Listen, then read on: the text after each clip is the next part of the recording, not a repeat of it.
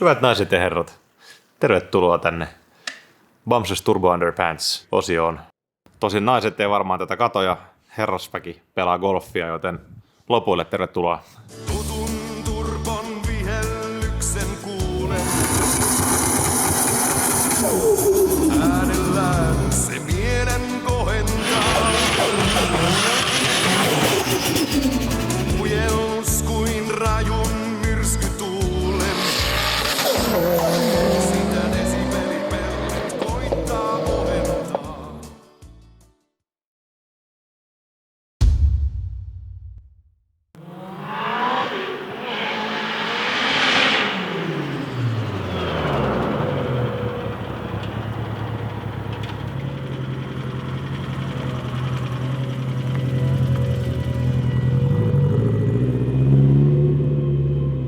Palataan vielä vuoteen 2015, jolloin viimeksi itse asiassa tuotettiinkin viimeisimpiä tuotantokausia.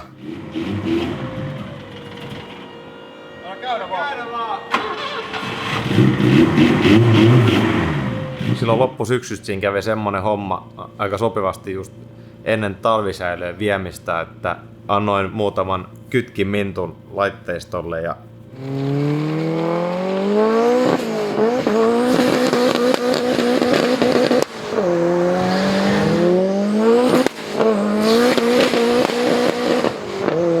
sitten alkoi glykoli haisemaan hytissä ja toi moottori tykkäs kyttyrää. Sitten oikeastaan käytiin messuilla ja pidettiin pikkupaussia oikeastaan sen koko kiireisen kesän jälkeen ja sitten talvella alettiin purkaa autoa ja ihmeteltiin, että mikä siellä on vauriot aiheuttanut ja tosiaan ykköspytyn liekkirengas puhaltanut ohi johtuen siitä, että kansi on mennyt kierroksi. Se on vähän epäselvää vielä tänäkin päivänä, että mikä syy on johtanut toiseen, mutta realistisin arvaus on se, että jakokoneisto on aika kovilla. Muun muassa siis se on vähän hölmö konstruktio, mikä tuossa nokkapyörässä on. Tuossa Evo-moottorissa, niin se on todennäköisesti päässyt liikahtamaan siis toi ajoitus, joka sitten taas on johtanut siihen, että meillä on tullut mäntien ja venttiilien välillä nyrkkeilymatsi hyvin pienesti toki, koska kun se nokkapyörä tai nokan asento säätyy pikkuhiljaa kukaan myöhäisemmälle, niin se tarkoittaa sitä, että se alkaa ensin muokkaamaan venttiilitä pikkuhiljaa ja sitten se tarkoittaa sitä, että meillä on ohipuhallusta pakopuolelle, mikä tarkoittaa taas sitä, että meillä lämpee kaikki ihan helvetisti, joka tarkoittaa taas sitä, että se kumulointuu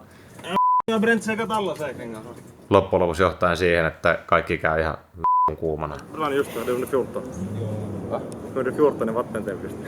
Mä huomasin sen kyllä aikaisemminkin jo sillä, että mulla oli pakolämmöt ollut siis normaalissa käytössäkin noussut jonkin verran. Mä oikeesti pelkään näitä ruuhkia. Tää on tosi huono. Ja kuuma, ei ole! Ja vedossa sitten on ollut normaali kuumempi ja mä sitä yritinkin selvitellä aikaisemmin, että mikä siinä oikein oli vikana, mutta hyvin se veti ja toimi, että ei sitä silleen käytössä tajunnut. Ja joka tapauksessa sit tarkoitti sitä, että käytännössä koko moottori yläpää purkuu, kaikki oikaisuu, venttiilit vaihtoo, kaikki seetit, työt ja paanikupit oli ottanut kiinni, nokka piti hioa, tosiaan paanikupit vaihtaa. Nämä kaikki asiat on johtanut siihen, että moottori on taas jälleen rakennettu ja tästä se lähtee. Katsotaan keväämmällä, kuin suttuuttaa. Eikö niin?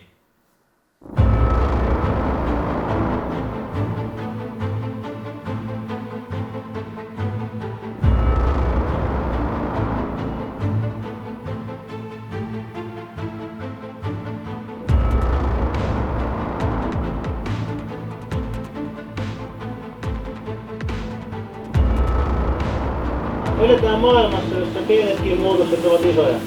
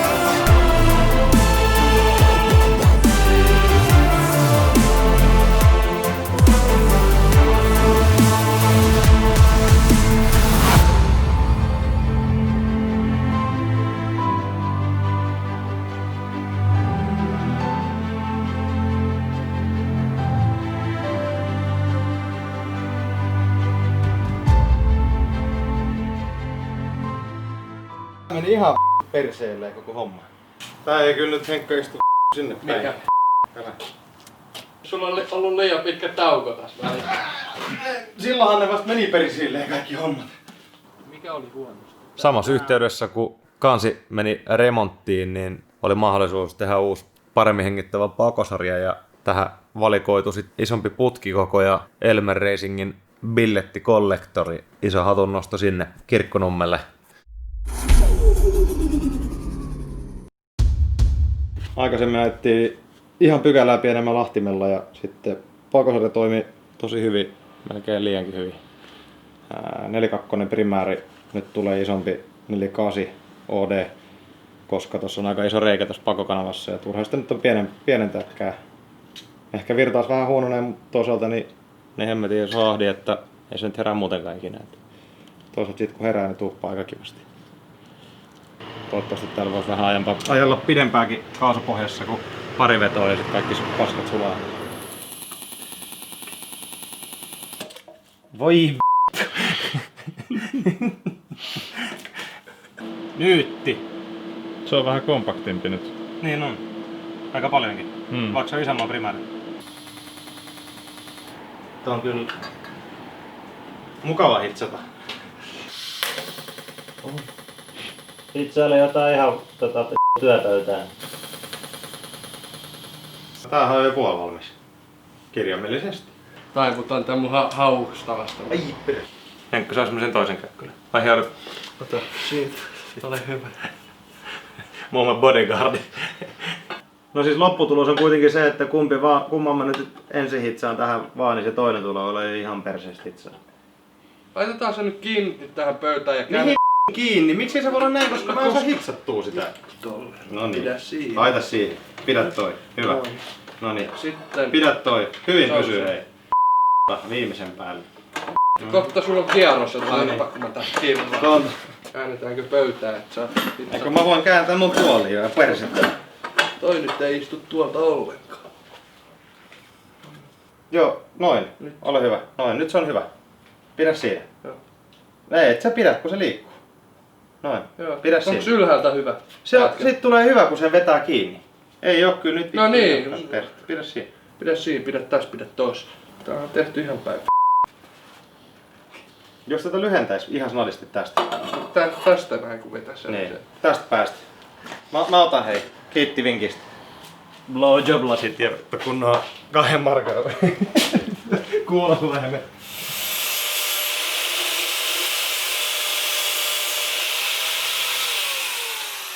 Oh yeah! Kilasti. Hold on. Hold on. Hold on. Sit roiski sen pomesta. Nyt kun se vähän roiskia pattaa. No ei kyllä mahdu mitenkään. Täällä on joku metrin elektroni, kun ei tonne pääse käsiksi.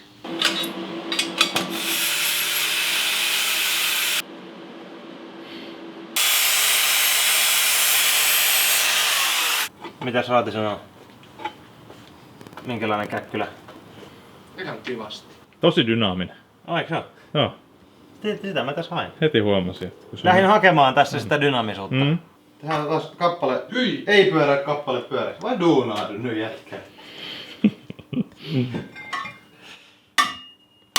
Pari kertaa napauttaa vähän niin. Tää ei ollut pyörä tää meidän kappale. Se oli ihan jotenkin ovuloinut tuossa matkalla. Mitähän nyt on tapahtunut tässä? Lämmennyt liikaa. Se on laajentunut. Mikä on laajentunut? Verisuonet päässä. Se on ollut vähän mittavirhe. Ei kun ei pitäisi olla. Tätä täytyisi saada niinku, tavallaan vähän niinku ulospäin. Niin vähän kasvanut. Niinku tää on niinku just melkein sit siellä. Mut sitten ei kuitenkaan. Jotain niinku tosi fataalia tässä on käynyt. Sun se tutki väärinpäin. On, joo, hyvä. Mä laitan sen tähän. Mä oon ottaa hukkaportin tohon. Jotain tosi kummallista on käynyt. Tää on niinku, sanotaanko 5 milliä liian lyhyt. Mun täytyy tää hitsaa kyllä huomenna, koska ei tää oo hyvä tälleen. Eli se mitä mä käytännössä teen, mä otan uuden putken tosta. Ei muuta kuin leukarintaa ja kohti uusia pettymyksiä, vai miten se meni? No niin, tää pysähtyi nyt sitten.